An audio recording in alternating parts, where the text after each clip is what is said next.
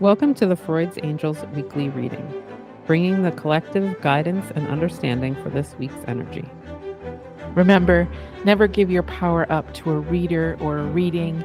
You always have the power of autonomy. Hey, angels. Welcome to your weekly reading. We are reading from August 17th through the 23rd. I don't understand how August is like 2 weeks till it's over. I'm not really sure how that happened.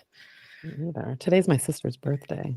Oh, happy birthday to your sister. We should sing to her. You're like, now you have to go listen to the weekly reading because we Yeah. sang to you. Yay. Oh, what a great thing. Yeah, it's awesome. Yeah. Our lovely Leos. Yes, yes. Gotta love them, man. I do too. I don't think I ever, I mean, I take for granted, I think sometimes, just people in my life. I don't think about, their specific energies sometimes. Yeah. I'm just like, oh, that's who you are. But like the way that Leos are, I my former favorite ex is a Leo, and he was just like that, you know what I mean? Just that bold, you know, person. And I love that energy because it was Fun and bold. fun. Yeah, like bold, but not like irritating bold. Yeah. Not like There, Aries. there are some that are irritating. My brother's a Leo, so yeah. Yeah. I mean, I guess it depends too, like of life circumstance and stuff like that. I mean, like, you know, some of my Libra traits go away when certain feelings are there from trauma. So that Yeah. happens. Yes. But also too, it's all the rest of their makeup, right? It isn't just Right. about the Yeah, sun, yeah. it's about the whole sky. And so Right. yeah, I get it. I get it. But I do love that. I think that Leo energy gave me a lot this Leo season. So, Yeah. and apparently, when I looked in my Facebook memories, it does every year because I was like, oh look, for every year for the past 6 years, I'm posting about angst and getting shit done. Like, oh, that's because I'm wildly in Leo energy and don't know what to do with it. Yeah. The fire, your air is fanning the flames of the fire, is basically what's happening. Oh my gosh. Yeah. So last week was the first week out of retrograde. How are we feeling? How did Mercury retrograde? The rest of the retrogrades are still happening, but Mercury at least has come out of retrograde. And I hope you all are faring well. I hope you have a lot of information. It's so funny. I had a session, a story arc session with someone I follow online. Um, the day it went direct, because that reading I was telling Vanessa about it's a conversation. It was like more like oh, using all of our tools, the astrology, the Akashic records, the knowledge, like all of them put together, right? In a way that gives a different perspective of, your individual story and life and whatever. And it happened like I scheduled it the day it went direct, and I was like, okay, this is good time to do it, because I had a lot to think about over the last month or so. Yeah. So yeah, checking in on you guys. How are you doing? How are you faring? What theme happened during this last retrograde? And what are you gonna, how are you gonna use what information you receive going forward? For me, it's a lot about my identity. It's a lot about what I do and who I am and how I am, and making decisions on what I want to do and be based on what I want versus what others have said, or where there's the expectation of how it should be based on whatever reason. So yeah, that was a big theme for me. How about Yeah. you, Vanessa? My theme was it feels like my voice because I couldn't stop using it. Um, and I think a little bit of identity tied in there too, which is not surprising with the Gemini rising thing, of us being same. Like, I definitely felt like there was a lot of self-expression that um, I realized could have happened sooner. And so I had to sit with that and be like, why was that not a thing that happened before now? You know what I mean? Like what was in the way? What was the block that the craziness of the retrogrades like unblocked against your will to make you use your voice and to force issues, and then noticing, just other conversations, like certain situations where I had to, kind of double down on something and just really push, to be like, I don't want how I feel to be how I feel, and making the other person, do something about that. But then also when speaking with other people, just being, you know, open and honest up front. Like I was having a conversation with somebody and I noticed that I noticed the thing that comes in when people like kind of challenge my beliefs where I want to be diplomatic. And then it gives the impression that I'm not as strong in my belief. And I noticed it like real hardcore because I couldn't not, like it was like I couldn't control myself. I could not be a people pleaser in that moment. So I had to just be like, that is not how I believe. And this is how I believe. And I'm going to keep doing it. And I was like, that's how you should be. And that's how you can be with people who, you're safe with and you've known forever. But this is a new person who might not like you. Oh, Like after they hear this, ooh, danger. Ricky. Yeah, right. Like, and I mean, I had to sit in the whole thing of like, why do you like this person? Like, is it just because you like what they look like?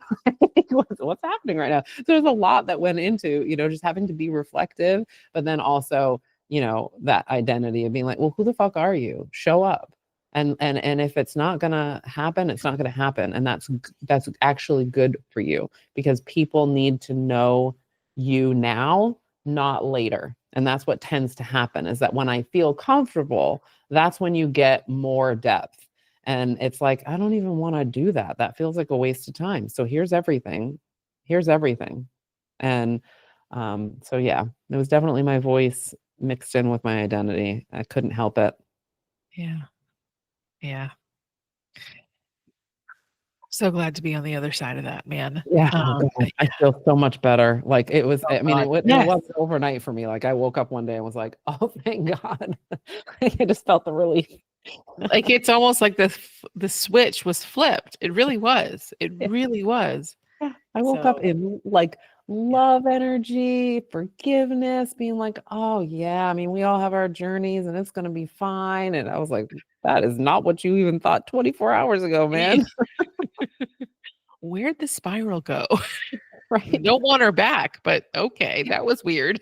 Yeah, exactly. And again, like against my will, like I didn't do anything different. It just happened. Yeah. So what are the mermaids telling us this week? Well, the mermaids brought out the blessings card for this week's reading. And when I look at it, I don't get the impression that we're talking about visible blessings that are super easy to see. And maybe that's part of the theme of what we were just talking about and Yeah. what we talked about in the pregame of like maybe just shifting our belief system about what a blessing is. Might be what's called for right now, because I think we use that word with things that are positive, things that we like, things that we feel like we manifested or called in, or um, you know, things that make us feel comfortable and vibrant and things like that. But sometimes the blessings are in what we would call a disguise, but it's not a disguise. It's literally just showing up the way that it needs to show up, right? Like a shadow person, right? Because it is shadow and it needs to come up and say, no, wait, I'm here because it's time. And this is feels like a dark thing, but it is a blessing. And that's, I mean, that I feel like is what happened over the retrograde season for me too. And that's probably why this card came out. So it would be easy for me to interpret. Right. Like let that message come right through of being like, sometimes those blessings don't look the way that you think they should at first, and then you go back in time, and then that's what I usually do when I'm sitting in the fire, just kind of going, oh my God, I'm on fire. I don't know what to do. And it's like, well, every time you've been on fire, there was something that came out of it that strengthened you or that Yeah. freed you or something like that. So like, yes, you can sit in it, you can not enjoy it, you can be like, this sucks, you can have your temper tantrums, but we're going to hold that space also for the fact that these do tend to come with something that you can call a blessing. You can call it that, right? Like eye-opening because somebody's hurting you, that's a blessing, even though it hurts. It is telling you, I'm holding, the universe is saying, I'm holding you. And this, you need to see this, so I feel like that's what it's coming in to say, is not just that, kitschy, count your blessings, everybody. It's like, guess what? Sometimes they suck. Yeah, totally. So, 100%. yeah. True story. Mhm. Yes. What are we So, pairing the blessings card with? we are surrendering fear. I feel very, I'm not going to use the word attacked, but I Are you feel feeling very blessed? very targeted. Targeted. There's a good word. Targeted. About from this card. And I understand why. I have just, there's a lot of fear. There's a fear part that's showing up that is like wigging out, and woke up at 3:30 and she's just like, we're awake, let's talk about it. And I'm just like, oh my God.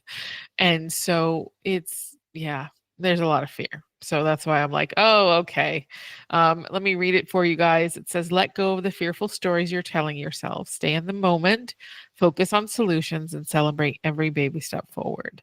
And, and that's, I mean, while I know that's important, I don't want to gaslight that part and to Yep. be like, it's going to be fine. It'll be fine, because she's really afraid of something, and Mhm. she needs to be heard, and she needs to be listened to and validated for her fears, because she's fucking afraid. And you don't tell a Yeah. kid that's afraid that they're just fine. You sit with them, you talk Mhm. about it, you hear what they're afraid of, you reassure them, but you listen and validate. And that's what happens. That's how it works. And Yeah. so when we do that to ourselves, we give those parts of us that were probably never heard as a child that chance to say what they're feeling and to validate that it is fucking scary and it is frightful. But that, I tell my parts all the time that I'm here to support them and I will stick by them through every moment, and that we'll be okay, that we have resources and support for us. It's just like, it's, a lot of people use the term reparenting the self. It's Mhm. but it's not just parenting, it's becoming your own ally. Yeah. um and I just think that that's so important, because fear is, regardless of why it's there, it's alive, it's part of how you feel, and so it's valid. It doesn't mean that it's reality. It means that it's valid in that you feel that, and that the support is needed to help reassure and connect and validate a person's fear, so that they're being heard, so that something is heard. Then they can be open for support, to the hope that needs to come in to help them, the connection to the present day. You can't bypass that part, because it doesn't work. I've been Yeah. doing that my whole life. I'm just saying, it doesn't work. I can only reassure myself so much Yeah. before I realized I need to listen to the fear and not give it space to give it energy or whatever. It's to just validate the fact that it is scary. It is Yeah. fearful. There are Mhm. things that could happen, but regardless, that I'm here to support that if that does happen, that we've made it through 100% of every moment, and that we will continue to do that, but that it is still scary. Yeah, for real. I mean, we talk about it all the time. There are no throwaway emotions.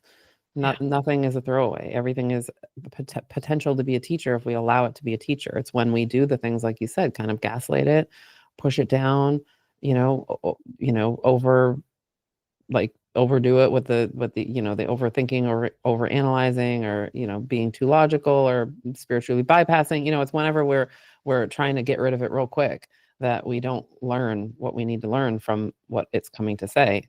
And then it usually gets louder, which is you know a lesson in and of itself.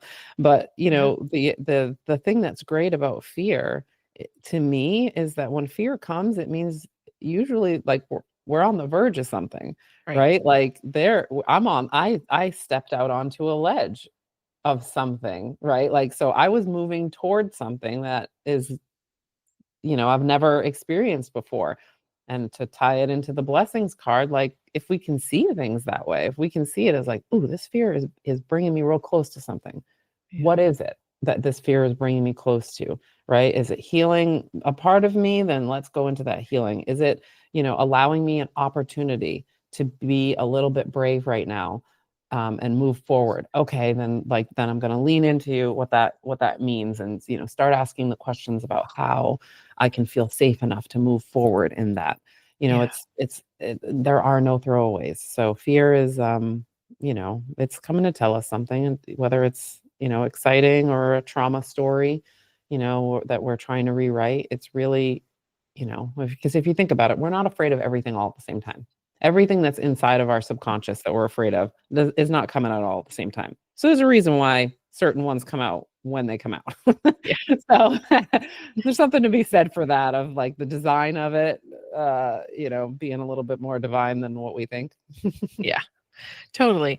And, and if we don't give it space and it has to get louder, that's when our brain kicks into safety mechanisms. That's when we begin to get shut down, or we begin to, just do nothing. We become like immobile or, frozen. And so the more that we can just inquire into the fear, and just because we have it doesn't mean it's irrational, and doesn't mean that regardless of what it thinks or believes, it's just part of you. It's not something to override and invalidate. It's here to be heard. And the more you listen and the more you support that fear in a way that is, yep, you're right. It is fearful. There is risk. You're absolutely right. But I'll be here with you through that, really kind of self-supporting. I know when I say these things, it sounds really fucking crazy. When I talk about parts work out loud, I swear to God, people are like, is she okay? Like, is this a schizophrenic moment, or Are we in are like, we dealing with a dissociative, situation right multi-personality now? disorder? Right. I promise it's not, friends. But the I way know. I'm learning to self-support is by seeing my emotions, my triggers, my activations as, they were created in moments of trauma, in moments of neglect, in moments of high emotion. And so I have to see them in that way. And then I'm able to access that care and compassion for myself. And while it's weird for some, I get it, it's weird, but let me tell you, it has been a game changer. I've only been doing it for a year. I mean, I did it like kind of armchair-ish for many years before, but I've been doing it with a therapist, for the last year, and it has changed everything. It has changed. It has been the biggest change. And so, while I sound crazy, it is, I will continue to do it and talk about it because it has been the biggest part of my freedom. So, but Everything I sounds promise. crazy until it works, and Yeah. then Totally. Totally. So, our money card this week is, I release any childhood beliefs of poverty with love and forgiveness. Yeah, that's an interesting one, because I was just talking about that yesterday in the class that I was teaching, is that about how when we're brought up in certain ways, we have belief systems that are baked in because of our experience or because of what we were given. And our beliefs about poverty and money usually come from our parents and how they felt, and we observe them, we hear the words they say about it, and then we adopt them. And sometimes it's hard, and oftentimes it creates little behaviors that are very hard to shift. Like for me, we never ate out because the mantra was, there's not enough money for that. And I get it, and there probably wasn't, and I understand that as an adult, but as a kid it was hard. And so as an adult, when I had adult money, what is my favorite thing to do? Is to eat out. And to, yeah, I love to eat out because I love to explore different restaurants, but it got bad for a while. And so it's about understanding, and understanding that in this moment are vastly different, and healing that belief and healing that reaction to that belief, right? Yeah, absolutely. For me, it's the travel. right? We never got to go anywhere. The only like real vacation we ever took was because my sister was playing in the hockey nationals and we had no choice. Yeah. Like, so we all went to California. Yeah. But yeah, and like for me, it's that travel. And then that's what I have to rein in of just being like, man, yeah, that's good. But like, like last weekend when I was like, oh, I'm just gonna go somewhere. And I was like, dude, you can't just use it as like, well, this makes me feel in control, so I'll just go on a trip. Like, that's not great energy to make a trip plan for, but yeah, those childhood things. And like we always talk about in sessions, we don't go back with anger. We could just go back to look for clues, right? We're just going Yeah. like, where the hell did this come from? Like, oh, okay. And then sometimes you can even go further back, right? Like, well, where the hell did my parents get it from? Like, because what the fuck, and you just kind of trace it back to being like, oh yeah, a lot of this does make sense. It tracks, right? It's not good, and we're not validating it as what we wanted or what should have happened, but like it is what happened, and we get why it did. Let's Yep. shift it. Absolutely. Well, friends, we hope that you have a good week. Can I just say before we end, I don't know that I've ever been this excited about fall. Mm. Fall is around the corner. It is next month. And I don't know why. It's not that I don't like fall. I just don't have so many people are into fall. I And love fall. I mean, it's my shit. well, summer's my season because I was born in the summer. And so I love summer. And I just was like, oh, I don't want to.